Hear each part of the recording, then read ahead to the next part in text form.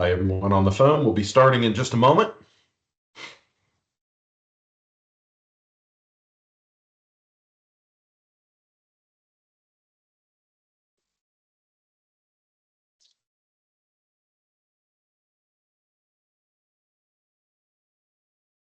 All right, I think we're a minute after. Let's get things started.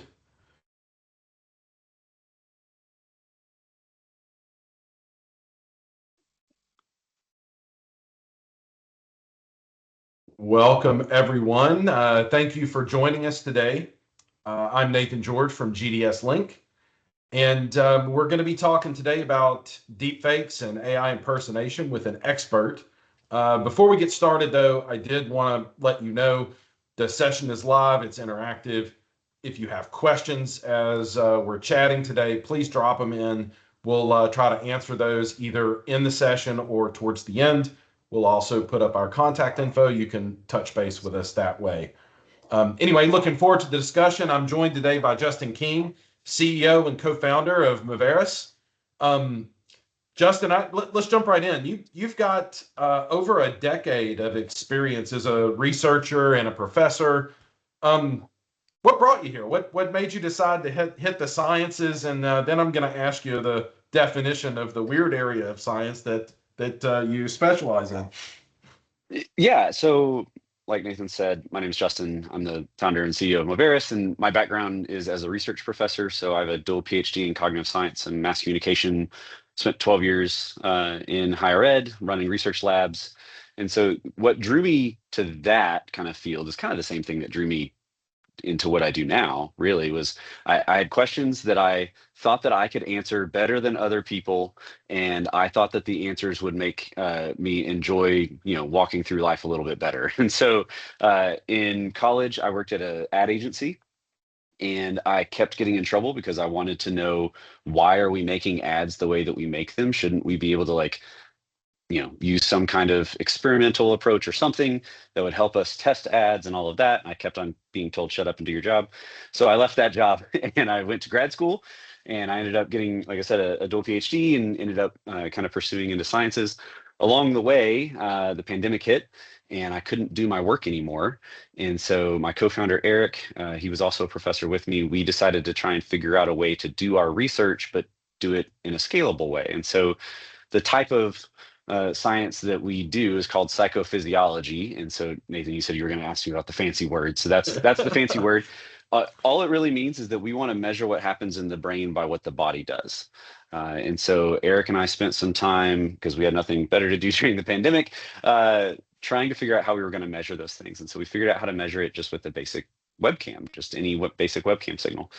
And that kind of evolved over time into what Moveris is now. So Moveris is a simple webcam-based API tech that allows you to detect humans really well, to reject deepfakes really quickly, so that you don't have to deal with user fraud, either in your onboarding flows or in re-verification or in Zoom calls or any other kind of interaction. So Cool. Really fascinating the approach you guys have taken. I want to dig into the science a little bit more. Can you give us an idea of what is it that you're looking for? What are the signals that you're getting about what's going on in the brain from what's happening on the camera? How are you connecting those dots, and how accurate is it? yeah, so at its core, we're kind of measuring, think of it as kind of two buckets of things. So we want to look at human cognition and human emotion. And the reason why we want to look at those is that there's a lot of bodily actions that happen in contexts, but they don't happen generally. And emotion and cognition happen across contexts all the time. So you're always displaying some form of emotion, even if it's boredom. Boredom is an emotion. I was going to And ask you're about always that. Can you tell when somebody's bored or not paying attention? yeah, That'd I be mean, pretty yeah, good. it's low attention and low positivity, and like it's that kind of thing. And so, your cognition, you're constantly processing information, whether it's paying attention to something external, whether it's ruminating on something in your own head. And so those two things are going to span across any kind of context that someone's in. So we want to look at measures of those. And so the way we look at those, again, we measure what's happening in the brain by what the body does.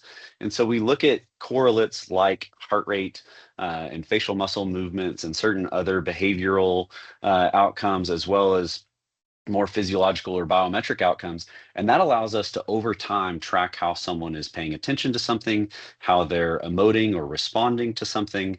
And ultimately, from our perspective as a fraud fighting tool and company, it allows you to detect whether or not someone is who they say they are they human, and what is their intent behind the thing that they're doing on your platform at that time. Yeah. So I'm curious, when you're detecting these signals, you're looking at facial expressions, you're looking at all the components that you're measuring. How hard is that for AI to reverse engineer what you're looking for, right? Like how challenging are those signals to fake?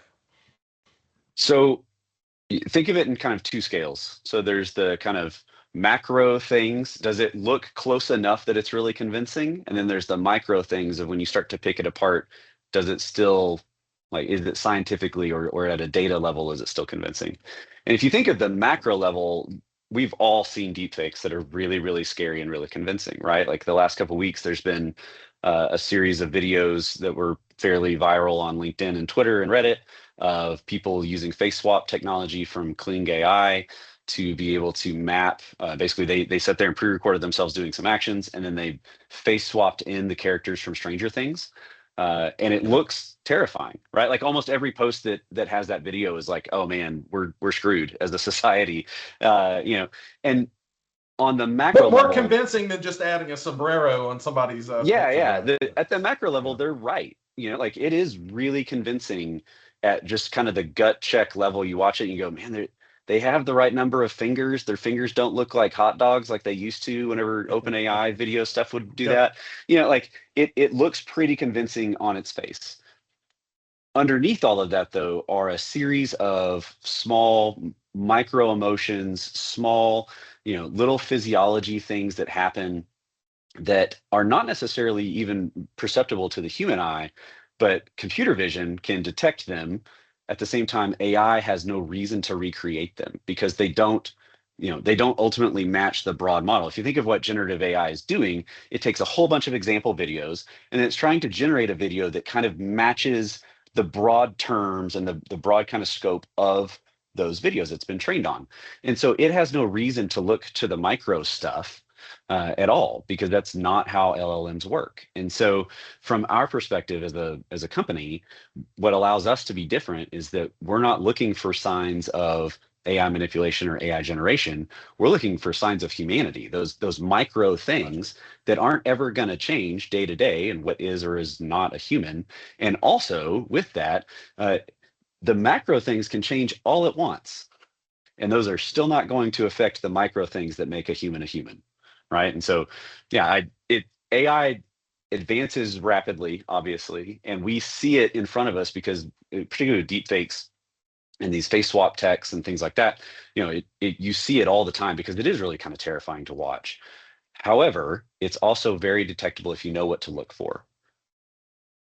It's been interesting because, obviously in the context of lending where we operate, GDS operates, in particular, the instances of deepfakes are on the rise big time. I mean, we're seeing Yep. it across the board.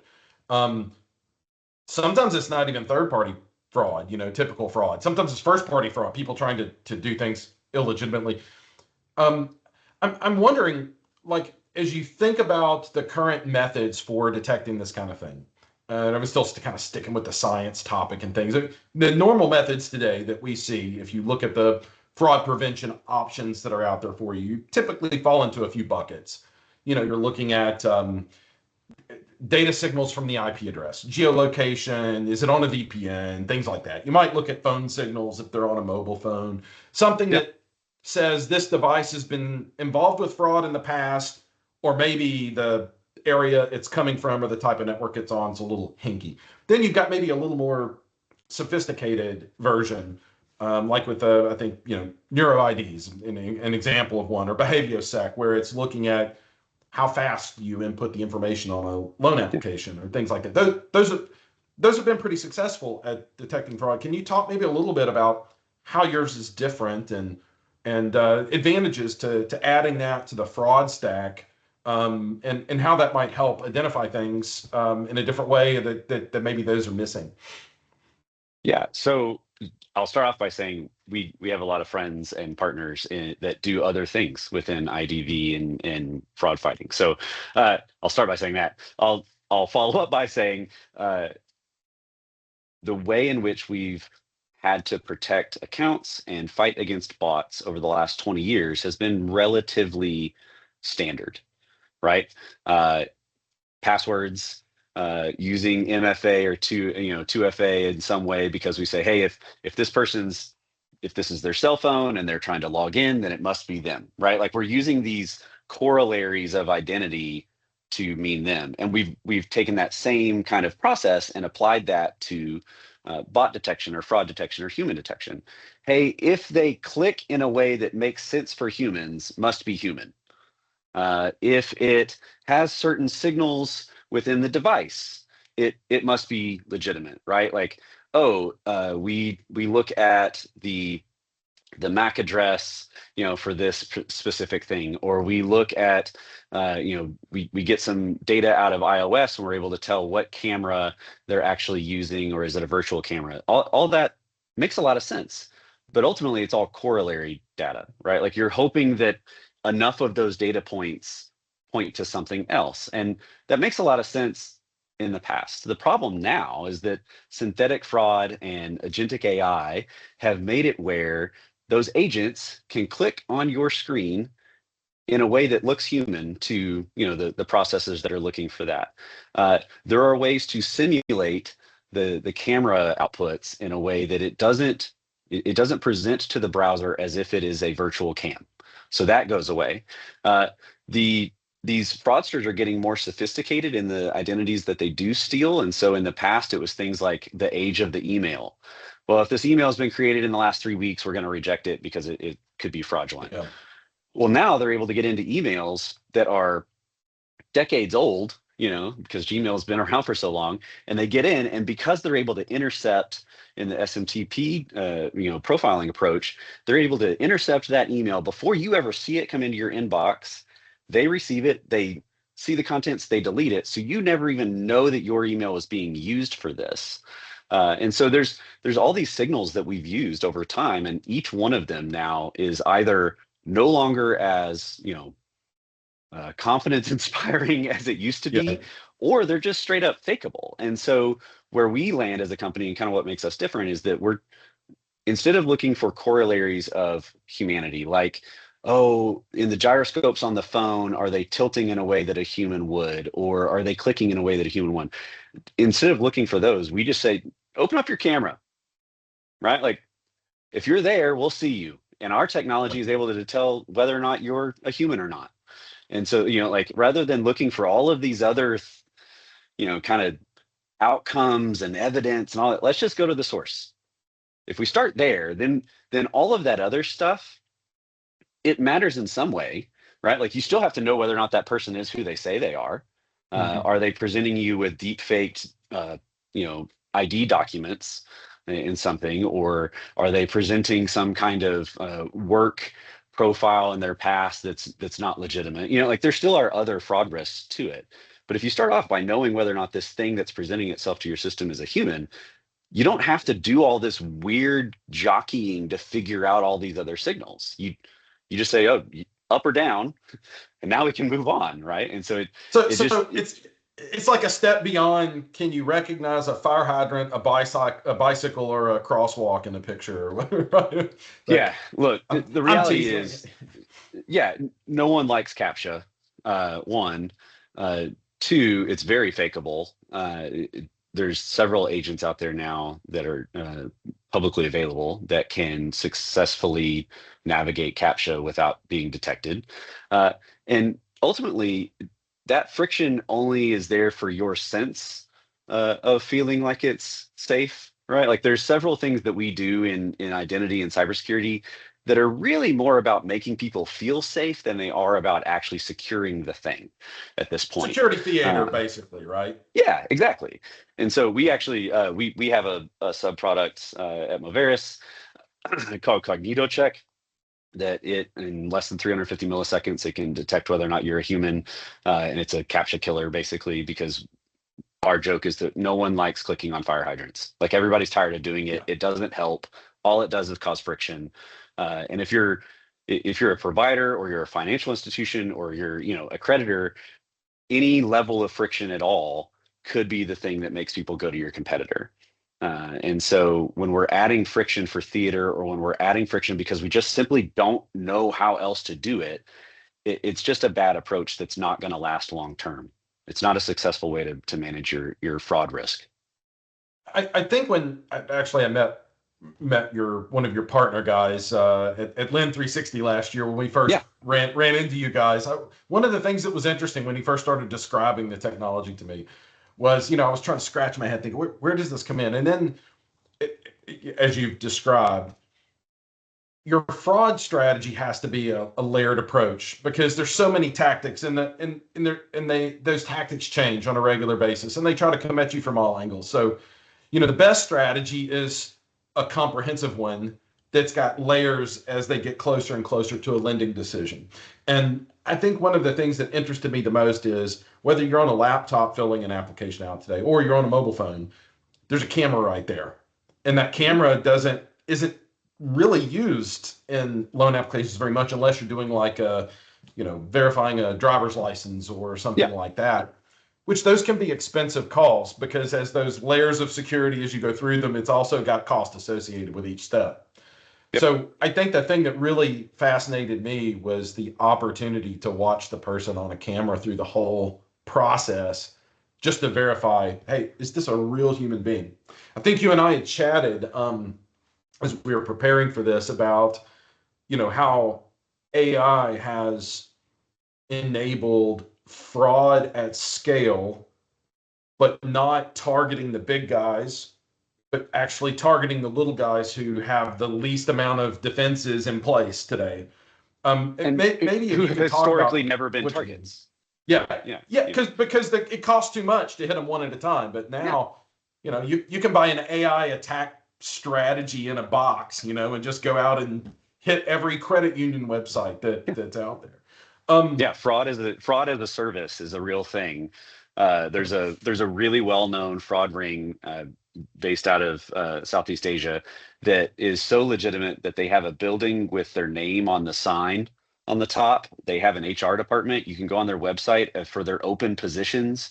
By the way, they offer unlimited time off and family medical. In case you're wondering, like, I mean, these are legitimate Wow. businesses and legitimate operations from a perspective of like they operate just like our businesses do.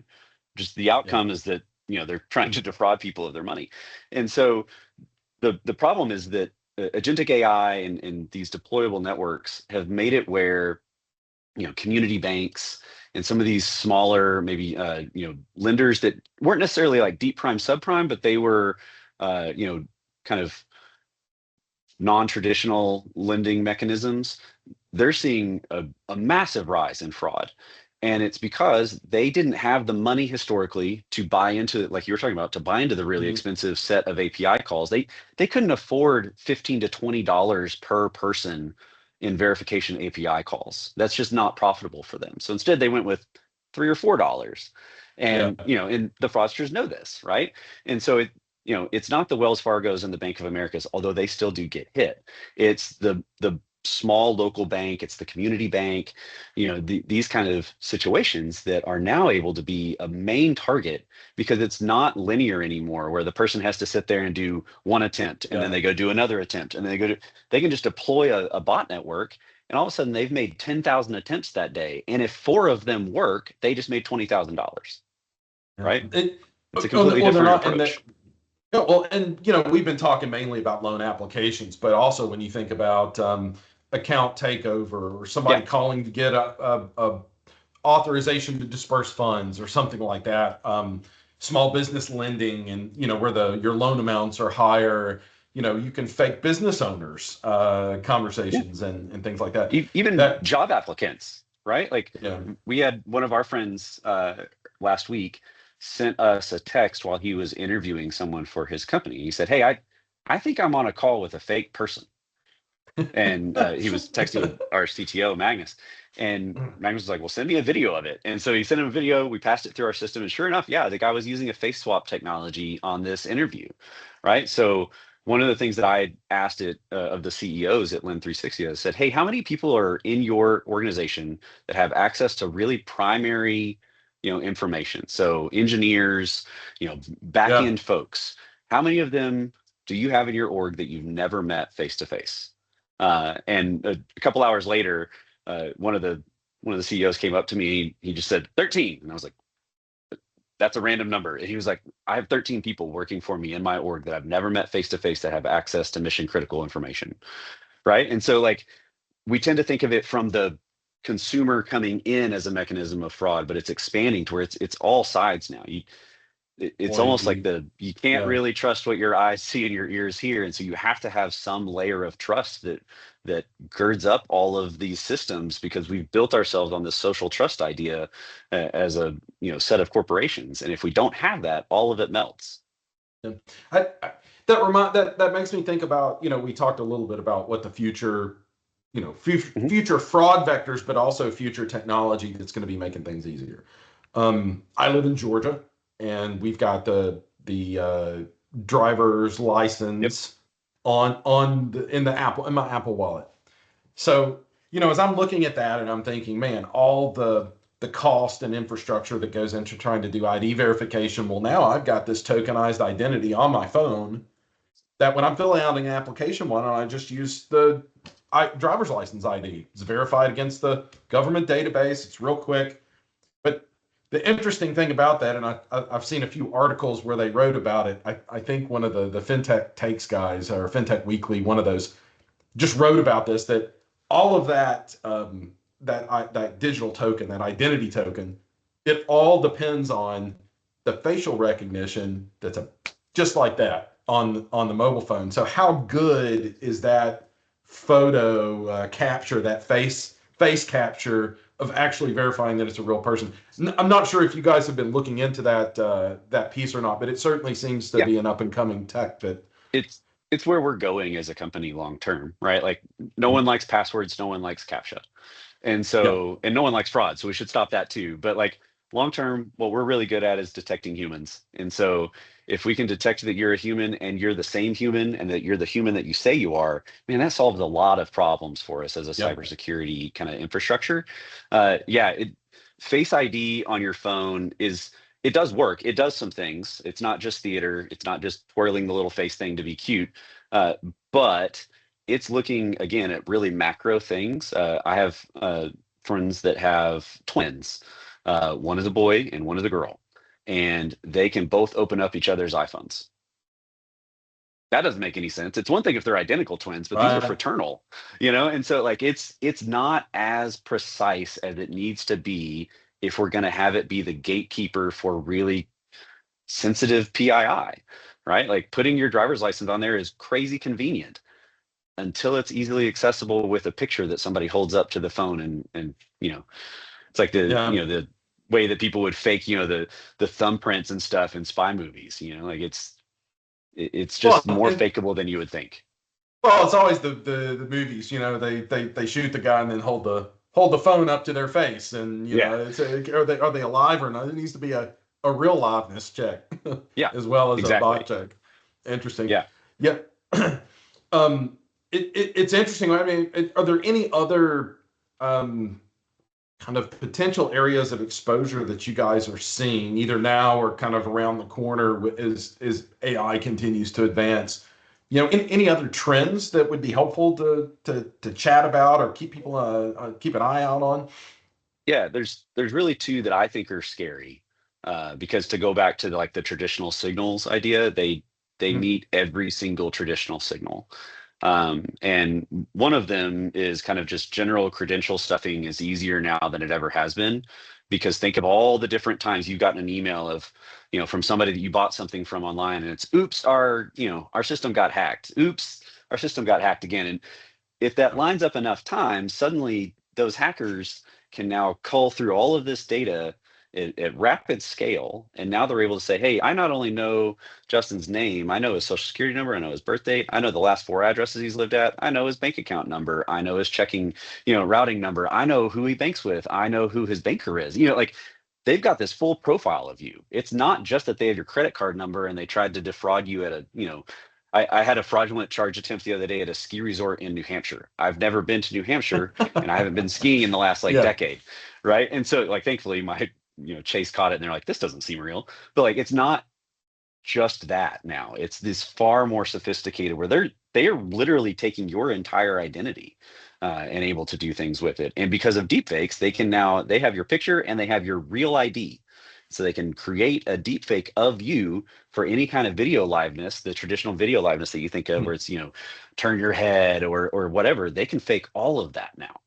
And so if you don't have real liveness built into that, if you don't have some kind of real identity check built into that, it passes all of the flags that we put in traditional onboarding. The second one with that is a particular flavor of it that I think is particularly interesting, because if you steal my identity, I'll likely notice it, right? Like I check my credit, like those kinds of things. Yeah. But we've seen this really interesting uptick in Centrelink. Naftali at Centrelink and I have talked about this a few times at different things. We've seen an uptick where people take former international graduate students' identities. So these are people that came over to the US to go to grad school. When they're here, they're given an SSN, they have, a bank, they have credit history, Right. they paid rent, they have a real address, they have a real ID, all of these things. And then those students graduated and they repatriated back, right? Yep. And so when they left, they didn't close down all of that stuff because there's no They got real a credit file here. They've got all kinds of there's no real reason for them to. And frankly, as someone that graduated from grad school, a long time ago, but I remember graduating from grad school, I did not have money to deal with it, and I didn't have time to deal with it. All I wanted to do was, just go on to my next stage. And I'm sure that they're the same. But what happens is these fraudsters wait a little while, and then they take these identities that are fully intact, right? They know everything about this person, and they're not around anymore to check on FICO or whatever to see what their score is doing or to see what this fraud has happened. And they'll take these identities and they'll go to a deep or a subprime lender, and they'll take out $5,000 and then they'll pay it back a couple weeks later. And then the next month they'll take out $7,000 and they'll pay it back a couple weeks later.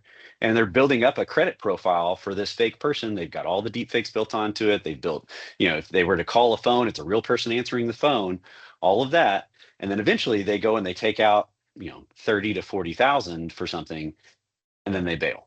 And then they drop the identity, they ghost it. And so that is a particular flavor of credential stuffing that deepfakes are ripe for, and it's where they're getting used, not the most, but it's where they're getting used often. That it's a problem for our traditional approaches to fraud detection because it passes every check we have. We saw a similar case with a client where they were doing the same thing. They had experienced some fraud from the same thing, but instead of it being people who would come over for college or whatever and then left to go back to their home country.